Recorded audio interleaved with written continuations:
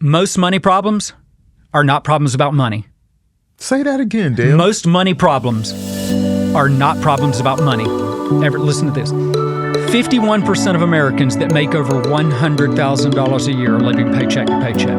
30% of Americans that make over $250,000 are struggling, don't feel sorry for them, paycheck to paycheck. Members and friends, welcome back to TRS, Your Retirement in Focus. I'm Everett Crockett. If you caught our last episode, you know we've been talking with one of our most dynamic and insightful guests, Mr. Dale Alexander. Now, I have to say, Dale consistently shares powerful wisdom about financial literacy. I often catch myself revisiting the gems he posts on his various platforms because they're just that impactful.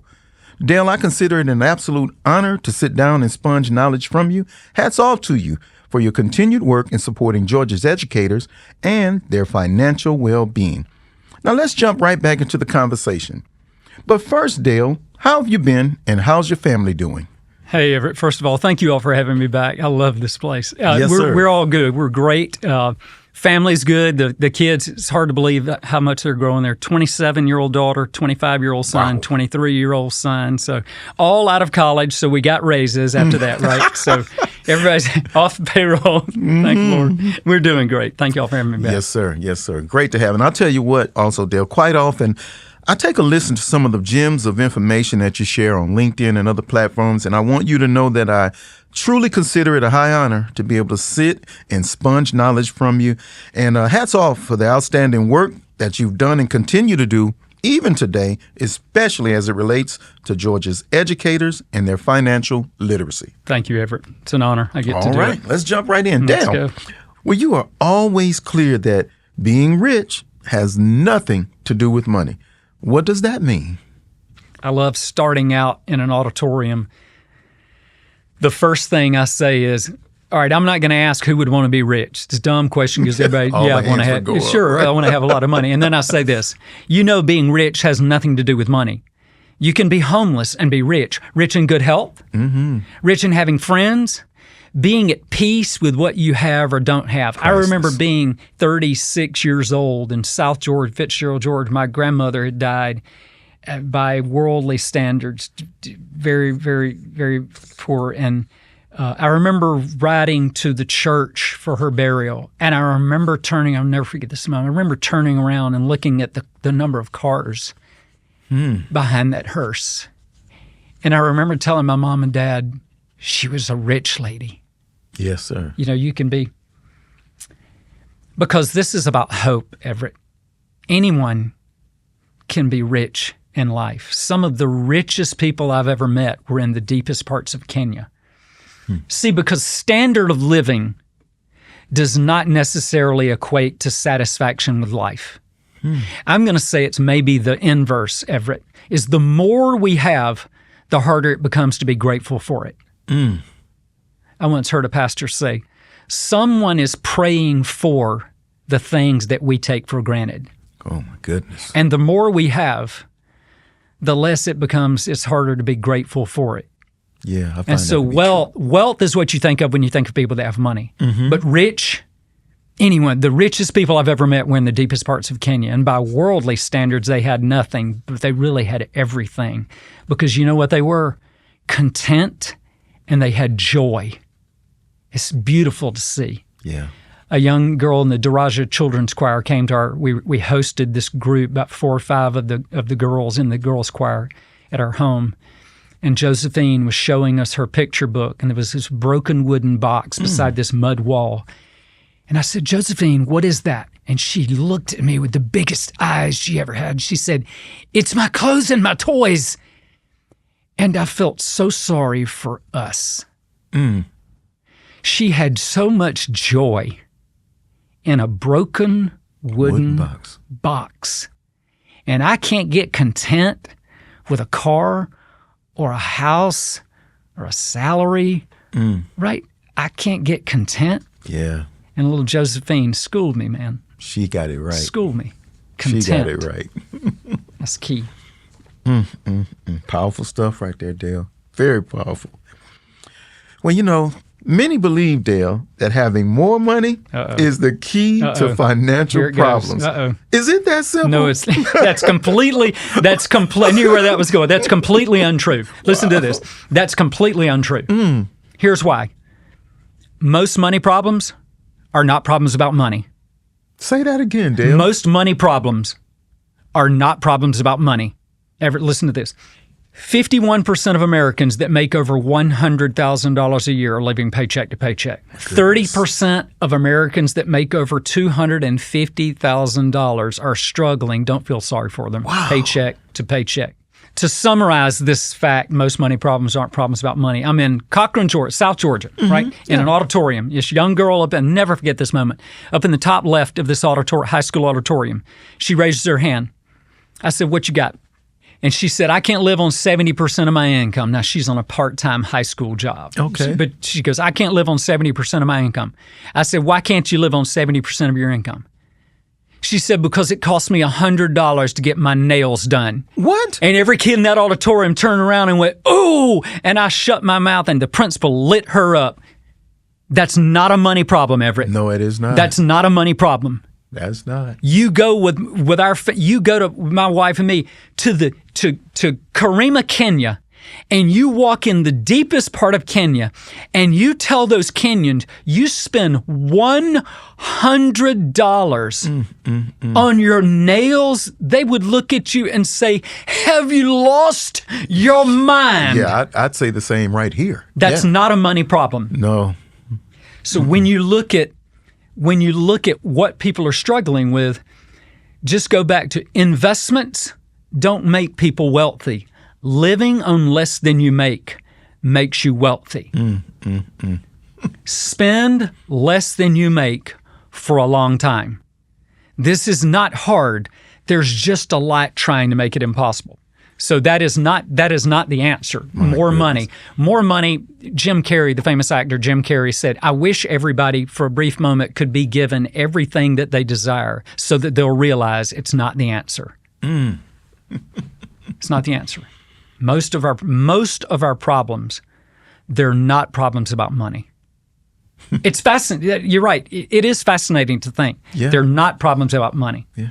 And if we can solve those issues that aren't even financially related, it's more greed, it's more envy, it's more unawareness, it's more, quote, drift. Remember the drift? Yep. If we can solve that and be aware of the drift, it's not hard. If that raise that you get the next month, I mean, if you're struggling, well, I don't want to put any of, that's a problem. That's not a money problem. That's more of an internal problem. Awareness and decisions, good decisions, make the difference there. Not a money Amen. problem. Well, what led you to come up with being financially successful is hard. Being broke is hard. Pick a hard. Choose a hard. Pick your hard. I was at a school when a young kid got up and he left. I was a senior in the school. He got up and he left. And he left the brochure that I handed out. He left the brochure on the table in front of him.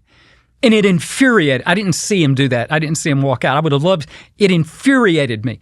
I didn't see him walk out. I would have loved to have grabbed him. See, Everett, he's chosen to take a path of his life. There are two life paths he's about to have an option to go down. One is normal, and that's struggling with money, and which makes your relationship struggle, and your parenting struggle, and your health struggle, and your work struggle. Or he could have a life that many people don't know, starting on 70% and giving and having financial margin. And he thinks he knows how his life is going to turn out. And he just chose a path. And I know the path that he's probably going to go down, probably statistically.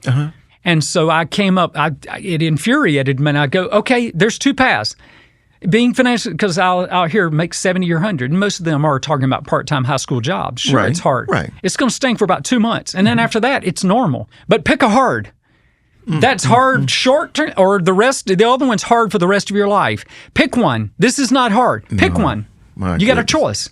So that's where that came from. I'll take option Pick a hard. A. I'll take option A. Give me Amen. that short term. Wow. Well, many people seem to be more interested in entrepreneurship and investing due to the finfluencers or financial influencers and social media experts. What caution would you give those, Dale, seeking their financial advice solely from social media? I don't follow them. Most of them are broke. Oh my goodness. So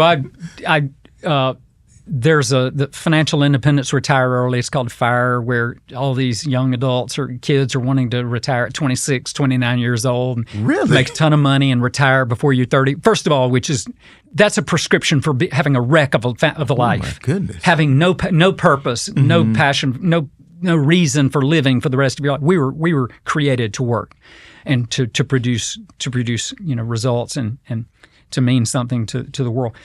But I'd say don't follow these people. I started digging into these financial independence, retire early, finfluencers, as you say. And if you dig 2 or 3 of their videos deep, they'll tell you they're broke. It's not working. They're spending all of their money. So don't follow them. It's usually about, I hate this term, side hustles, which is just kind of dividing your focus on what it is that you're doing in your real job. It's dividing it and running off to the side and doing some side job, which most of those things don't work out for people. So I'd stay away from the finfluencers, the financial influencers, and go get a real financial planner that studies this stuff, because that stuff, those finfluencers, usually short-lived, and it's not gonna last for a long time. Wow. And remember this: the long road is the shortest path. If you've got young adults, if you're listening to this, you've got kids, you've got grandkids. Think about this: the long road is the shortest path, and we try all these shortcuts of everything in our lives. We try all these shortcuts. The long road is the shortest path. Spend less than you make for a long time. It's tried and true. The long road is the shortest path. Very sound advice, my friends. Very sound advice.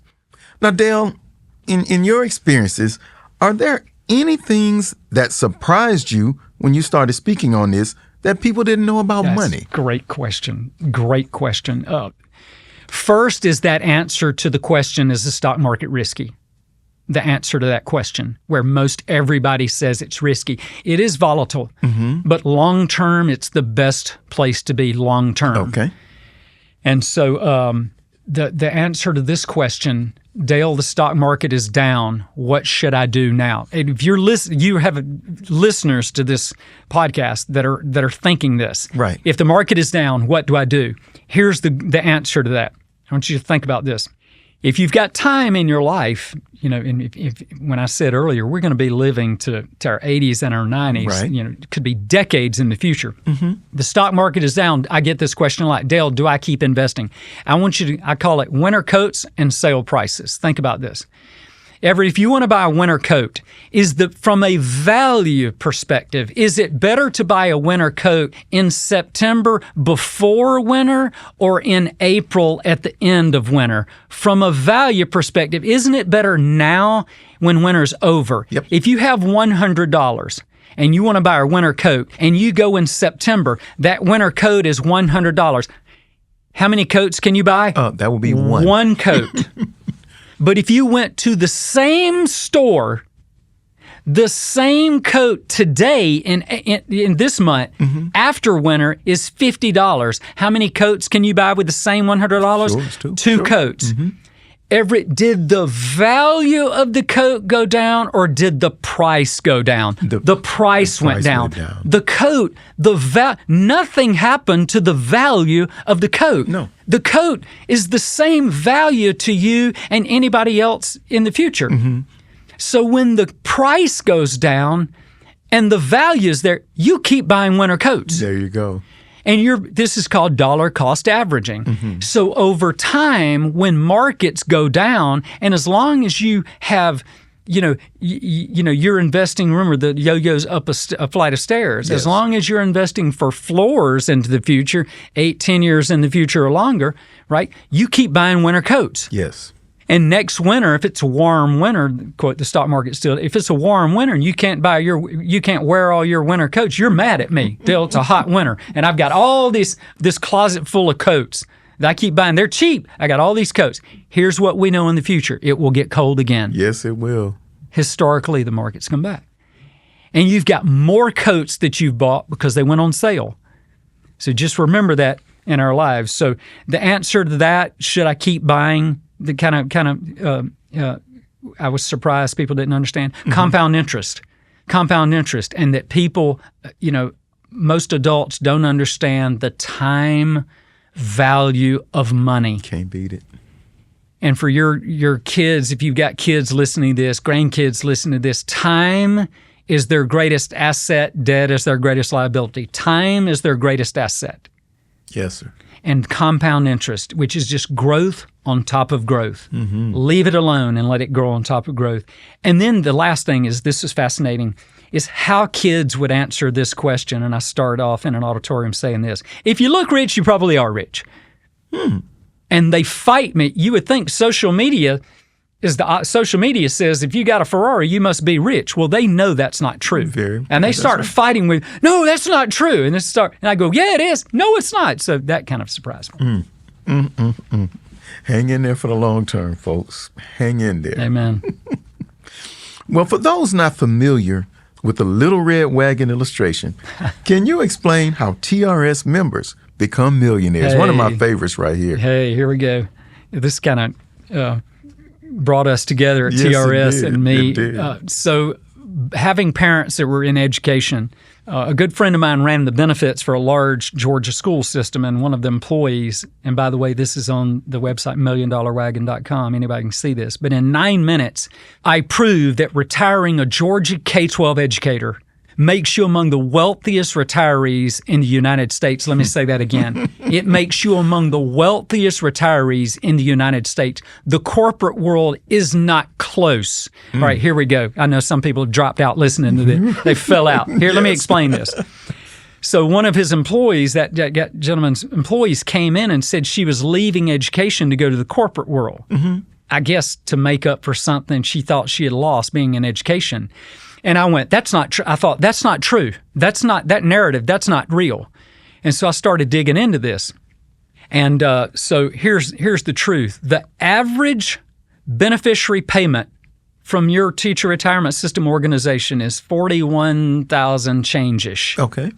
Now, I want you to remember, think about this. 84% of the United States, it's probably higher, but 84% of the no longer has a defined benefit, a plan that pays a formula based on how many years. 84% of the United States no longer has those kinds of plans ever. My goodness. Corporations scuttled them and went to what? 401ks. They were too expensive. So hardly anybody has them anymore. So if you came to me as a certified financial planner and you said, Dale, what body of money would I need in the bank, guaranteed for the rest of my life, to pay me out $41,280, whatever your average number is, for the rest of your life, guaranteed?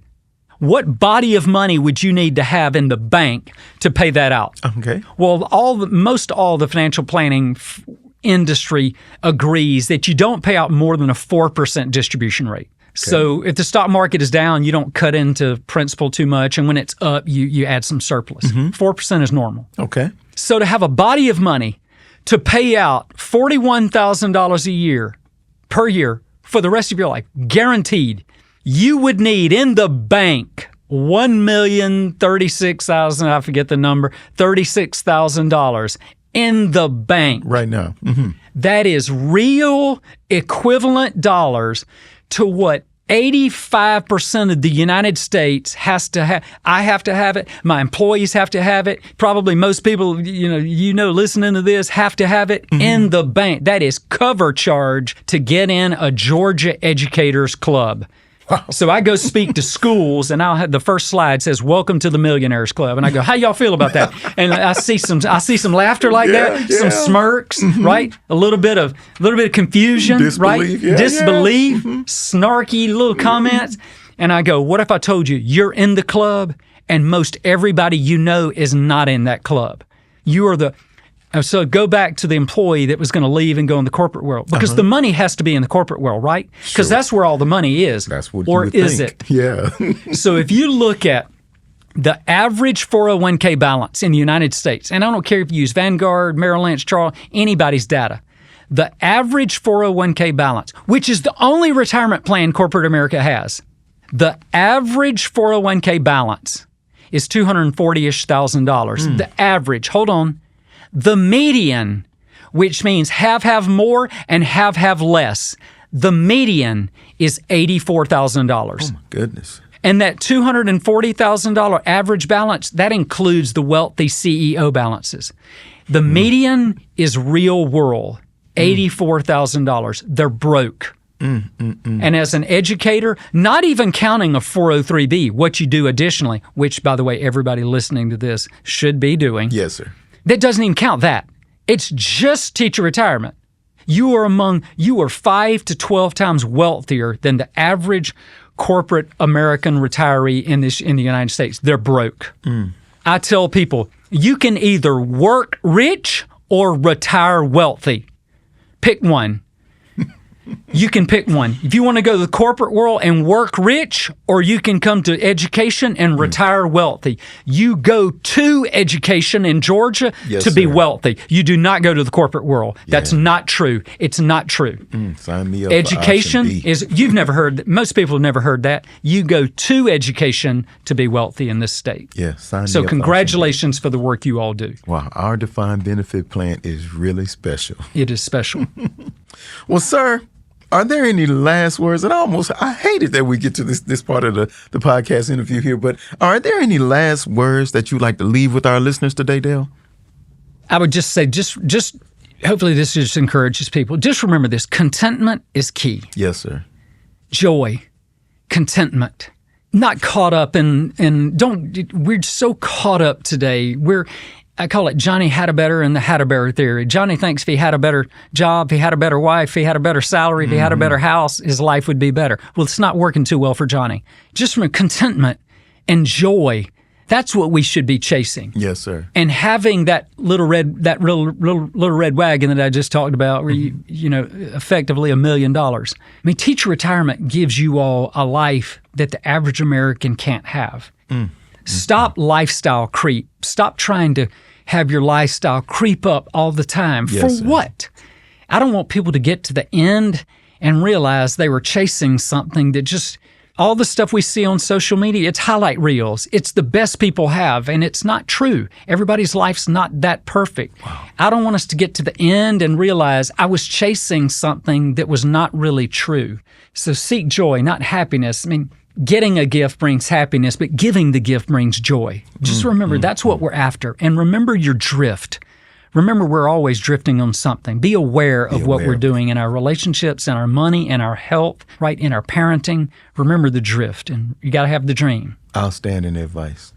Absolutely outstanding advice. Well, Dale, if people, and they should, if people want to find out more about you and what you have going on, where can they find you? I love it. So, thetalkaboutmoney.com.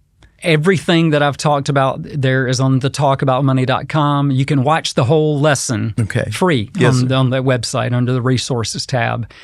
The book link, the interviews and social media, there's things there, or my dalealexander.com, which has lessons. I'm a speaker too, so there's lessons there that are free for people to watch. But dalealexander.com or thetalkaboutmoney.com.